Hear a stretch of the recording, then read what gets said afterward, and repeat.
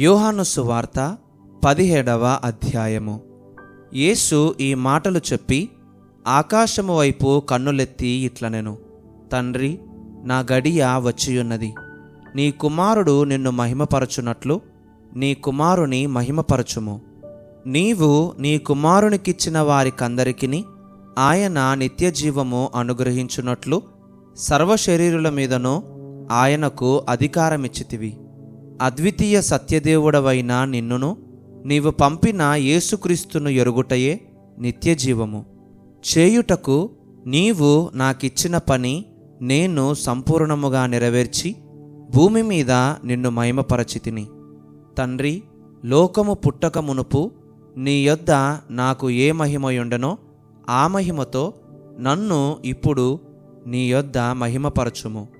లోకము నుండి నీవు నాకు అనుగ్రహించిన మనుష్యులకు నీ నామమును ప్రత్యక్షపరచితిని. వారు నీవారయుండిరి, నీవు వారిని నాకు అనుగ్రహించితివి. వారు నీ వాక్యము గైకొనియున్నారు. నీవు నాకు అనుగ్రహించిన మాటలు నేను వారికిచ్చియున్నాను. వారా మాటలను అంగీకరించి నేను నీ యొద్ద నుండి బయలుదేరి వచ్చితినని నిజముగా ఎరిగి నీవు నన్ను పంపితివని నమ్మిరి గనుక నీవు నాకు అనుగ్రహించినవన్నీయు నీ వలననే కలిగినవని వారిప్పుడు ఎరిగియున్నారు. నేను వారి కొరకు ప్రార్థన చేయుచున్నాను. లోకము కొరకు ప్రార్థన చేయుటలేదు. నీవు నాకు అనుగ్రహించియున్నవారు నీవారైనందున వారి కొరకే ప్రార్థన చేయుచున్నాను. నావన్నీయు నీవి, నీవియు నావి. వారియందు నేను మహిమపరచబడి ఉన్నాను. నేనికను లోకములో ఉండను గాని వీరు లోకములో ఉన్నారు. నేను నీ యొద్దకు వచ్చుచున్నాను. పరిశుద్ధుడవైన తండ్రి, మనము ఏకమై ఉన్నలాగున వారునూ ఏకమై ఉండునట్లు నీవు నాకు అనుగ్రహించిన నీ నామమందు వారిని కాపాడుము. నేను వారి యొద్ద ఉండగా నీవు నాకు అనుగ్రహించిన వారిని నీ నామమందు కాపాడితిని. నేను వారిని భద్రపరచితిని గనుక లేఖనము నెరవేరునట్లు నాశనపుత్రుడు తప్ప వారిలో మరి ఎవడునూ నశింపలేదు. ఇప్పుడు నేను నీ యొద్దకు వచ్చుచున్నాను. నా సంతోషము వారి యందు పరిపూర్ణమగునట్లు లోకమందు ఈ మాట చెప్పుచున్నాను. వారికి నీ వాక్యమిచ్చియున్నాను. నేను లోక సంబంధిని కానట్టు వారును లోక సంబంధులు కారు గనుక లోకము వారిని ద్వేషించును. నీవు లోకములో నుండి వారిని తీసుకొని పొమ్మని నేను ప్రార్థించుటలేదు గాని దుష్టుని నుండి వారిని కాపాడుమని ప్రార్థించుచున్నాను. నేను లోక సంబంధిని కానట్టు వారును లోక సంబంధులు కారు. సత్యమందు వారిని ప్రతిష్ఠ చెయ్యుము.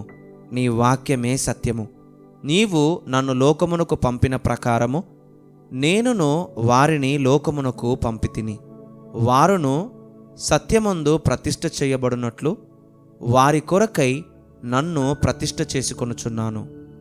మరియు నీవు నన్ను పంపితివని లోకము నమ్మునట్లు తండ్రి, నాయందు నీవును నీయందు నేనును ఉన్నలాగున వారును మన యందు ఏకమై ఉండవలనని వారి కొరకు మాత్రము నేను ప్రార్థించుటలేదు.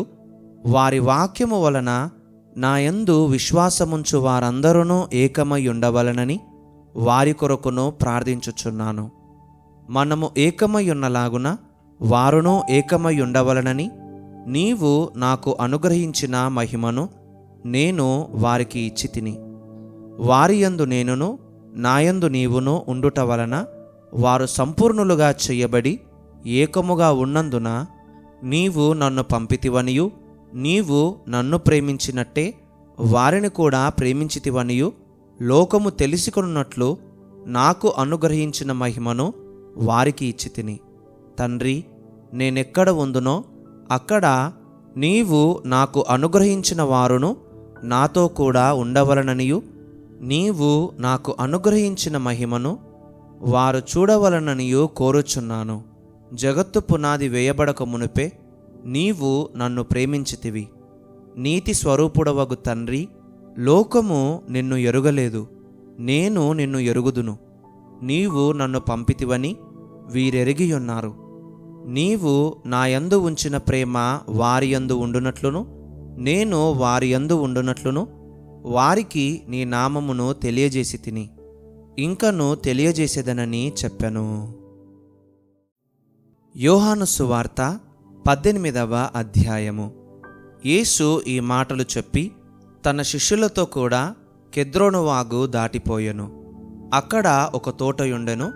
దానిలోనికి ఆయన తన శిష్యులతో కూడా వెళ్ళెను. యేసు తన శిష్యులతో పలుమారు అక్కడికి వెళ్ళుచుండవాడు గనక ఆయనను అప్పగించు యూదాకును ఆ స్థలము తెలిసియుండెను.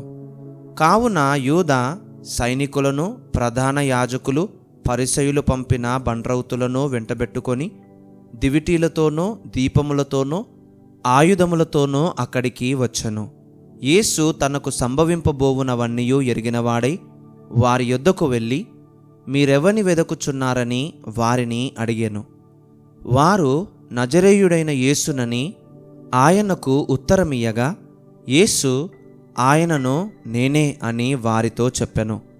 ఆయనను అప్పగించిన యూదాయు వారి యొద్ద నిలుచుండెను. ఆయన నేనే ఆయననని వారితో చెప్పగా వారు వెనుకకు తగ్గి నేల మీద పడిరి. మరలా ఆయన, మీరు ఎవరిని వెదకుచున్నారని వారిని అడిగెను.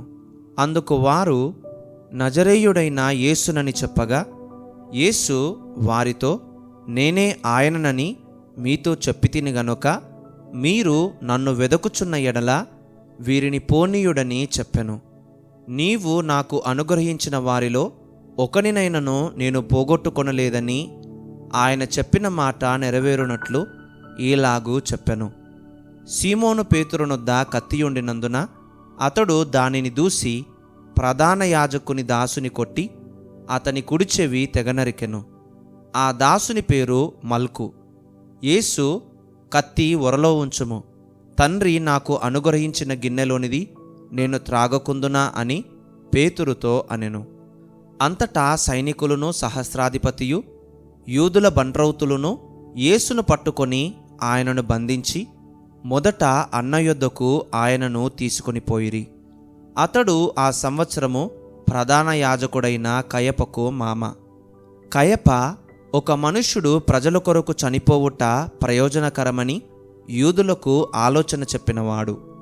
సీమోను పేతురును మరియొక శిష్యుడును యేసు వెంబడి పోవుచుండిరి. ఆ శిష్యుడు ప్రధాన యాజకునికి నెలవైనవాడు గనుక అతడు ప్రధాన యాజకుని ఇంటి ముంగిటిలోనికి యేసుతో కూడా వెళ్ళెను. పేతురు ద్వారమునొద్ద బయట నిలుచుండెను గనక ప్రధాన యాజకునికి నెలవైన ఆ శిష్యుడు బయటికి వచ్చి ద్వారపాలకురాలితో మాటలాడి పేతురును లోపలికి తోడుకొనిపోయెను. ద్వారమునొద్ద కావలియున్న ఒక చిన్నది పేతురుతో, నీవును ఈ మనుష్యుని శిష్యులలో ఒకడవు కావా అని చెప్పగా అతడు కాననెను. అప్పుడు చలివేయుచున్నందున దాసులను, బండ్రౌతులను మంట వేసి చలికాచుకొనుచు నిలుచుండగా పేతురును వారితో నిలువబడి చలికాచుకొనుచుండెను. ప్రధాన యాజకుడు ఆయన శిష్యులను గూర్చియు ఆయన బోధను గూర్చియు యేసును అడగగా యేసు, నేను బాహాటముగా లోకము ఎదుట మాటలాడి తిని, యూదులందరూ కూడివచ్చు సమాజ మందిరములలోనూ దేవాలయములోనూ ఎల్లప్పుడూ బోధించి తిని, రహస్యముగా నేనేమియో మాటలాడలేదు. నీవు నన్ను అడుగనేలా? నేను వారికేమి బోధించినది విన్నవారిని అడుగుము. ఇదిగో నేను చెప్పినది వీరెరుగుదురని అతనితో అనెను. ఆయన ఈ మాటలు చెప్పినప్పుడు దగ్గర నిలిచియున్న బంట్రౌతులలో ఒకడు, ప్రధాన యాజకునికి ఈలాగు ఉత్తరమిచ్చుచున్నావా అని చెప్పి యేసును అరచేతులతో కొట్టెను. అందుకు యేసు, నేను కాని మాట ఆడిన ఎడల ఆ కాని మాట ఏదో చెప్పుము, మంచి మాట ఆడిన ఎడల నన్నేల కొట్టుచున్నావనెను. అంతటా అన్న యేసును బంధింపబడి ఉన్నట్టుగానే ప్రధాన యాజకుడైన కయప యొద్దకు పంపెను. సీమోను పేతురు నిలువబడి చలికాచుకొనుచుండగా వారతని చూచి, నీవునో ఆయన శిష్యులలో ఒకడవు కావా అని చెప్పగా అతడు, నేను కాను, నేనెరుగననెను.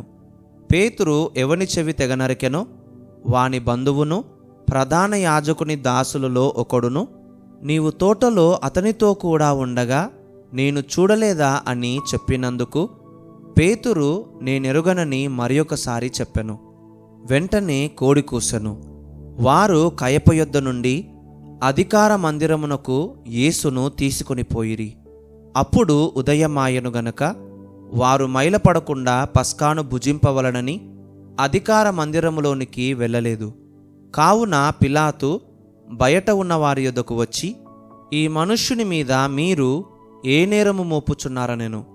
అందుకు వారు, వీడు దుర్మార్గుడు కాని యెడల వీనిని నీకు అప్పగించియుండమని అతనితో చెప్పిరి.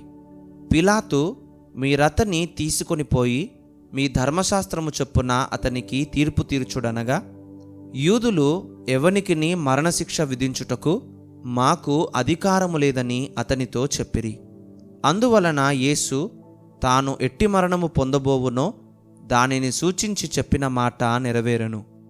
పిలాతు తిరిగి అధికార మందిరములో ప్రవేశించి యేసును పిలిపించి, యూదుల రాజువు నీవేనా అని ఆయననడుగగా, యేసు, నీయంతట నీవే ఈ మాట అనుచున్నావా, లేక ఇతరులు నీతో నన్ను గూర్చి ఇది చెప్పిరా అని అడిగాను. అందుకు పిలాతు, నేను యూదుడనా ఏమి? నీ స్వజనమును ప్రధాన యాజకులను నిన్ను నాకు అప్పగించిరి గదా, నీవేమి చేసితివని అడుగగా, యేసు, నా రాజ్యము ఈ లోక సంబంధమైనది కాదు.